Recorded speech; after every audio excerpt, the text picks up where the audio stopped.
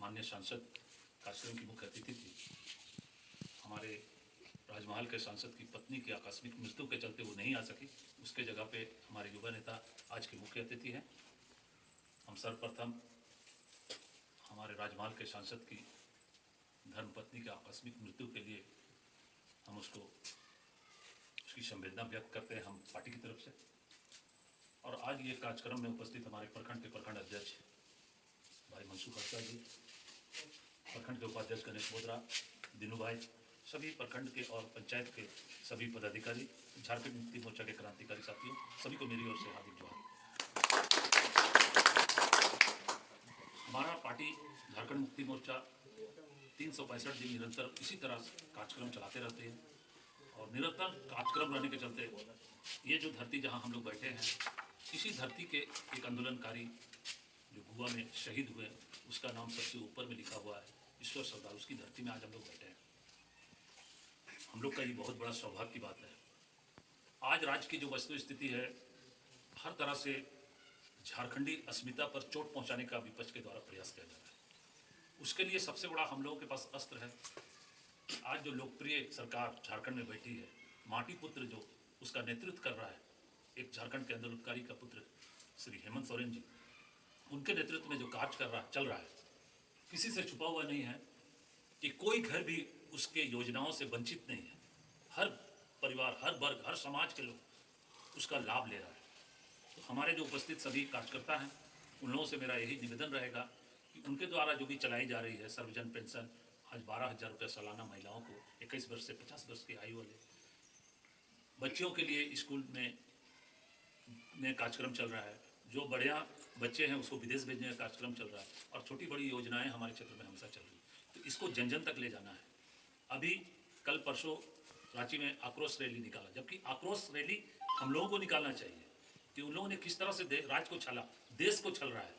उन लोगों ने किस तरह से हम लोगों को बोला 2 करोड़ नौकरी देंगे, हम लोगों को बोला 15-15 लाख रुपए डालेंगे और सब कुछ सिर्फ हवाबाजी किया, जुमलेबाजी का काम कर रहा है।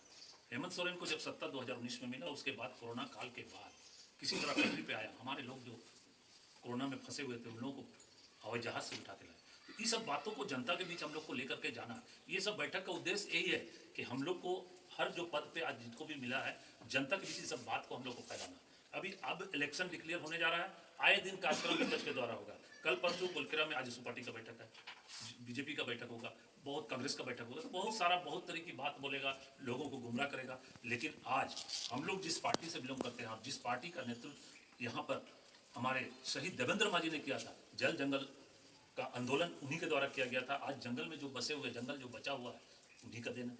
उन्होंने वन पट्टा और जंगल आंदोलन की शुरुआत किया था और वन पट्टा दिलाने का काम हमारे यहाँ की विधायक और वर्तमान सांसद के द्वारा दिलाया गया। तो ये हम लोग के लिए गौरव की बात है। ये सब बात को झुठलाया नहीं जा सकता है। बीते बार रघुवर सरकार जब हमारे यहाँ पर शासन किया, उन्होंने भूमि अधिग्रहण बिल, बहुत सारे बिल ला करके हम लोगों को उससे वंचित करने का प्रयास करा था। ये सब चीज़ को याद करना होगा। आज हम लोग भटक गए, हम लोग के लोक लुभावन ये में अगर पिछड़ गए, उनके साथ हम लोग फोटो में चले आए, तो हम लोग अपने आप को बेच देंगे। हम लोग के बाल बच्चा हम लोग को कभी भी माफ़ नहीं करेगा। ये आज देख रहे हैं छत्तीसगढ़ में इलेक्शन हुआ और किस तरह से केंद्र सरकार वहाँ पर शासन कर रहा है। एक जंगल है, जिस तरह हमारे यहाँ सारंडा है, पोड़ाहाट है, उसी तरह का एक जंगल है वहाँ हसदेव जंगल।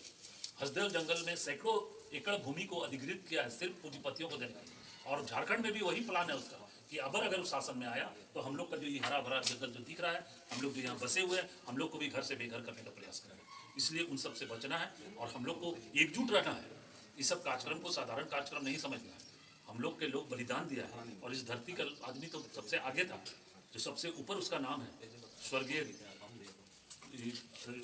ईश्वर सरदार। तो वैसे वैसे लोगों की धरती से हम लोग आते हैं। यहाँ शहीद हुआ है देवेंद्र मांझी, अपना खून गिराया, उन लोगों को किस तरह से मारा गया, हम लोग से किसी से छुपा हुआ नहीं। तो उस तरह का षड्यंत्र बहुत चलेगा। उस षड्यंत्र से हम लोग को बच करके हम लोग को अपने आप में इसी तरह का एकजुटता बनाए रखना है और भविष्य में जो भी हम लोग को मार्गदर्शन मिलेगा पार्टी की तरफ से, केंद्र की तरफ से, हमारे नेत्री श्रीमती जोवा मांझी की तरफ से, हमारे नेता जगत मांझी की तरफ से, तो हमको उसके साथ चलना है। और इलेक्शन जिस तरह बीता, इलेक्शन को हम लोग एक साथ चल के जिस तरह का केंद्र को जवाब दिए, उसी तरह का राज्य में भी हम लोग इस बार जवाब देंगे। बस मैं इतनी कहकर अपनी वाणी को विराम देता हूँ। जय हिंद, जय भारत।